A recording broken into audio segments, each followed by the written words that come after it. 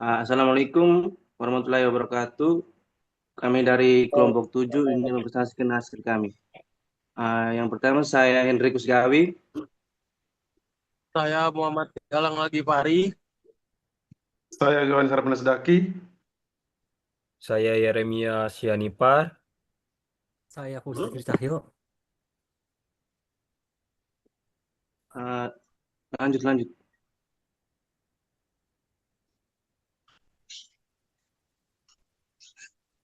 Lanjut Jer, lanjut.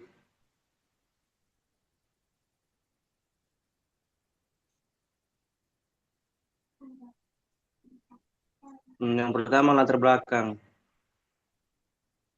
Era Society 5.0 dan IoT. Integrasi teknologi informasi dan Internet of Things membentuk kebiasaan digital sehari-hari di Indonesia. Yang kedua, ancaman keamanan data.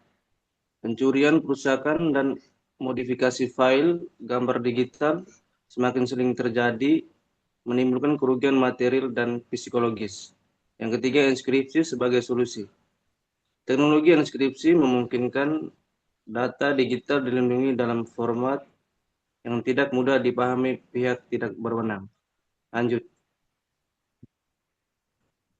Ada rumusan masalah dan tujuan. Rumusan masalah yang pertama, bagaimana Society 5.0 mengaruhi keamanan dan privasi data dan Indonesia. Apa dampak meningkatnya penggunaan internet terhadap risiko kejahatan digital pada file gambar? Yang ketiga, bagaimana kriptografi dan algoritma B64 melindungi file gambar digital? Ada tujuan. Yang pertama, menyoroti pentingnya keamanan data di era Society 5.0. Yang kedua, mengidentifikasi risiko pencurian dan modifikasi file digital. Ketiga, menjelaskan peran kriptografi sebagai solusi keamanan. Dan terakhir, mengimplementasikan enkripsi B64 untuk perlindungan file gambar. Dan ini algoritma B64.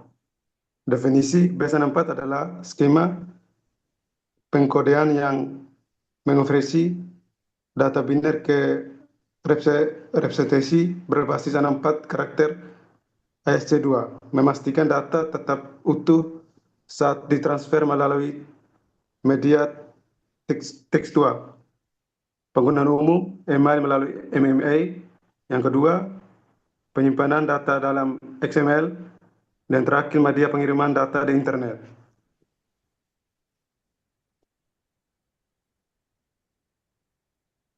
Next. Ini saya kan?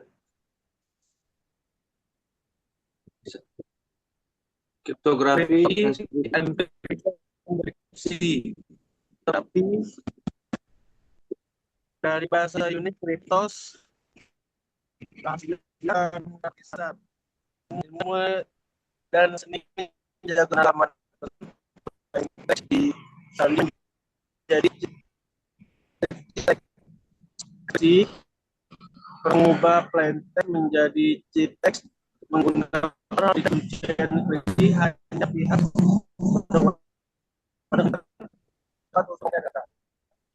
deskripsi kebalikan enkripsi mengubah chip text menjadi teks menggunakan kunci enkripsi sehingga dapat baca, penerima dan dituju.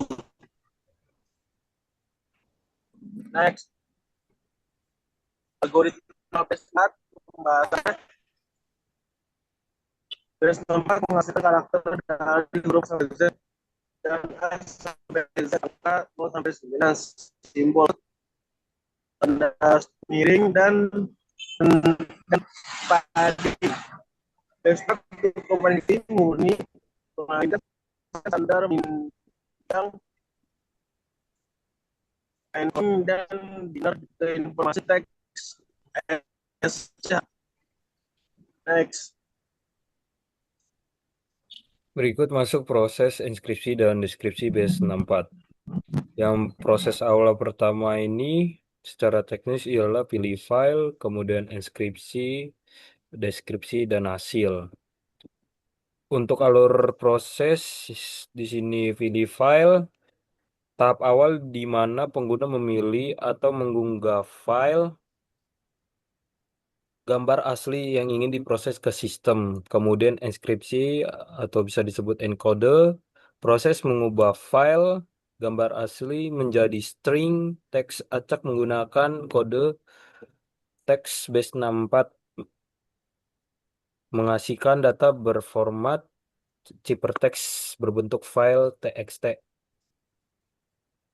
di mana catatan teknis tertulis di bagian bawah gambar. Pada tahap ini, hasil enskripsi pada ukuran gambar hasilnya biasanya bertambah sekitar 33%.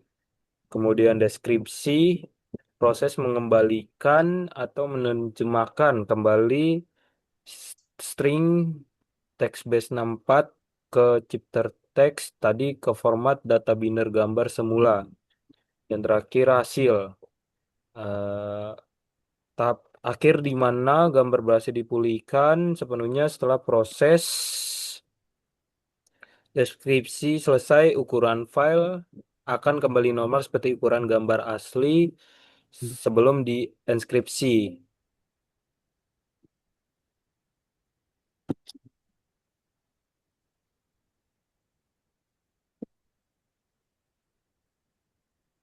Selanjutnya ada kelebihan algoritma base 4, yaitu ada kompatibilitas protokol teks mengonversi data biner ke SCII sehingga dapat ditransferkan melalui email, HTTP, dan protokol yang hanya mendukung teks. Yang kedua ada dukungan platform luas. Hampir semua platform dan bahasa pemrograman mendukung base 64, menjadikannya ideal untuk interoperabilitas antar sistem. Yang ketiga ada efisien dibanding hexadecimal yang membutuhkan lebih sedikit ruang untuk mempresentasikan data biner yang sama dibandingkan metode encoding lain seperti hexadecimal.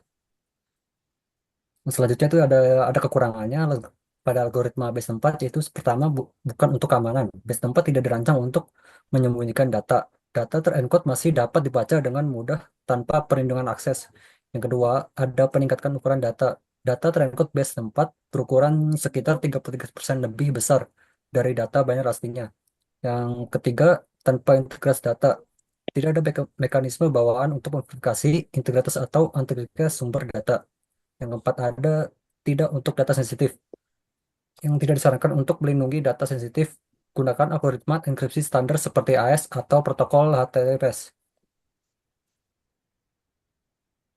Yang berikutnya kesimpulan. Algoritma base 64 dalam PHP mampu melakukan enskripsi dan deskripsi file gambar digital. Ukuran file di ciphertext lebih besar, namun kembali normal setelah deskripsi.